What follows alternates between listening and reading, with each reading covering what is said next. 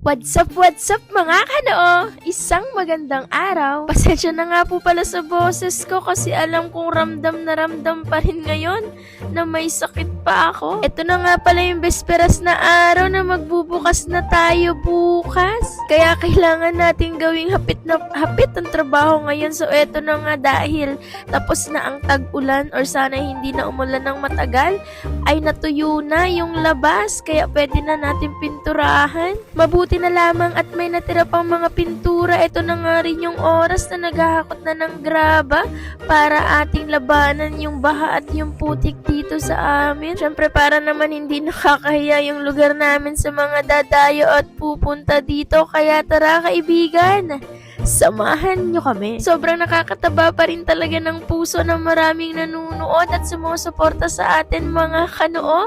Tapos hindi ko akalain na ilang araw na ngang may pumupunta dito kasi akala nga nila ay open na tayo. Grabe, hindi pa kami nagbubukas pero ang dami nang gustong mag-dine in, kumain, bumili, lalo na tinahanap nila yung ating milk tea na masarap at mura. At syempre konting dagdag nyo na lang ay matitikman nyo na yung iced coffee na gustong gusto kong ipatikim at ipagmalaki sa inyo kasi sobrang pinaghandaan at pinag-aralan ko to at syempre yung mga ingredients ay talagang kalidad. Ito na nga yung graba na nahakot na. Ang aga ko sinimulan itong pagpipintura, hindi na siya na double coat kasi kulang na yung pintura natin. Naglagay na rin kami ng net dito para matabunan naman yung hindi magandang view sa kabilang bakod. Pinapantay na nga namin dito yung mga graba para malagay natin yung mga lamesa at upuan.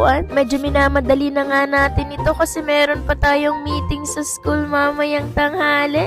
Simulan na nga po pala ng brigada kaya baka naman pumunta na po tayo sa mga paaralan na gusto nating enrollan. Tulungan nyo naman po kami maglinis at magpintura at kung gusto nyong pakahigin, lalo na yung mga single na teacher kagaya namin, magbrigada na kayo. So dahil masakit nga ang lalumunan ng inyong kanoo, ito lagi ang aking iniinom sa umaga, ang salabat na masarap sa lalamunan. Bago nga ako umalis ng bahay ay talagang malapit nang matapos itong pag-alis ng mga putik sa harap.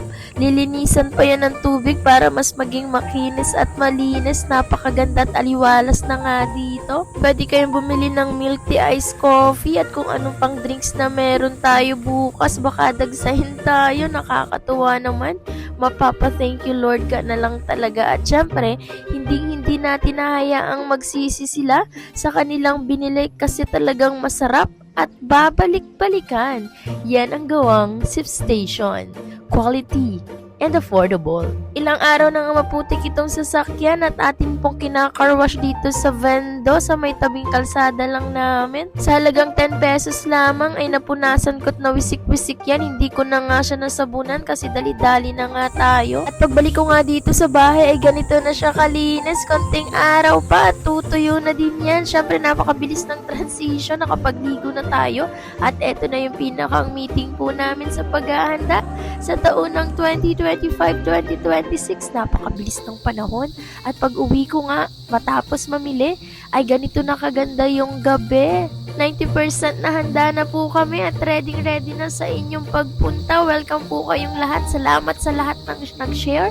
Sobrang ramdam ko yung suporta nyo mga kanoo. Sobrang hindi pa rin ako makapaniwala. Nasugatan pa nga ako dito na tayo ay nakapagtayo ng ganitong food and refreshment house. Maraming salamat sa panonood.